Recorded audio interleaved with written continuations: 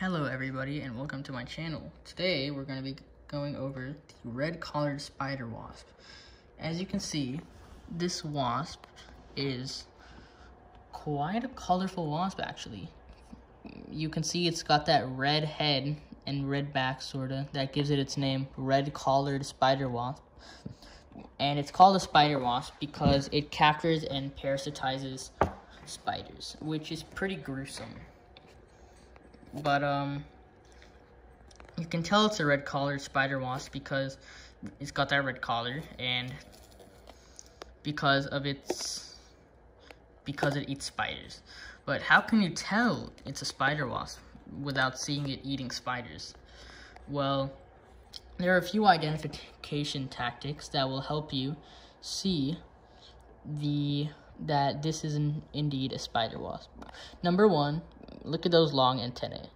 Most wasps, like paper wasps and yellow jackets and hornets and wasps like that, have very short antennae, most of them, because those antennae don't make them very aerodynamic. They kind of get in the way when flying, and they can be very clumsy and other things. But these wasps use those long antennae along with, I think you can see, those big eyes to locate their prey and capture them. And that is the first part. Second, you can see those extremely long legs. Look at those legs. Those legs are huge compared to other wasps, like paper wasps. But once you look at other spider wasps, you will see that they actually need those long legs to grab their prey, because most of these spider wasps like to run around on the ground and catch their prey by just running at them. And so they need those long legs to run, but also some of these spider wasps like to sort of just grab spiders and haul them out of their burrows, and so they need those long spiky legs to do that. And another thing is that relatively small head. Look at that head. It's so small compared to the rest of the body and compared to other wasps, because other wasps like yellow jackets and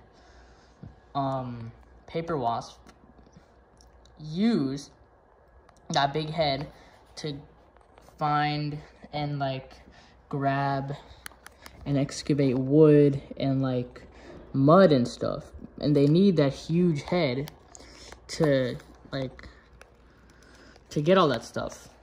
But these spider wasps are kind of just grabbing spiders, and so they already got their legs for that, so they don't really need that big of a head, do they? And you can also tell by the way that just their body is built. They're very low to the ground, sort of fast looking wasps compared to paper wasps. Paper wasps, they're super clumsy on the ground. They can't really walk that well, but these wasps, they are comfortable on the ground. They will run away. And they'll use those legs to sort of run, but also kind of hop, as you saw right there, and hop in order to get a start for flying. And those are most of the cues, the physical cues, but what about the behavioral cues? Well, if you see, first of all, look at her. Look at what she's doing. She's not just standing there and flying at you. Before she flies, she'll sort of flit her wings a little. She'll open them, she'll move them around a little bit, and then she'll go and fly at you. And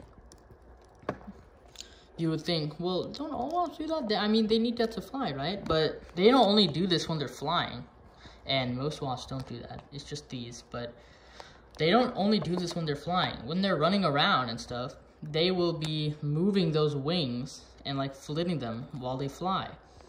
And if you go near one of these that is kind of looking around on the ground, or if you go near one of these or near one of their cousins, like tarantula hawks or wasps like that, then you'll see them looking at you. Like, I've been near wasps like these, and they've literally turned around and looked at me. And it was kind of weird, but it was also kind of cool.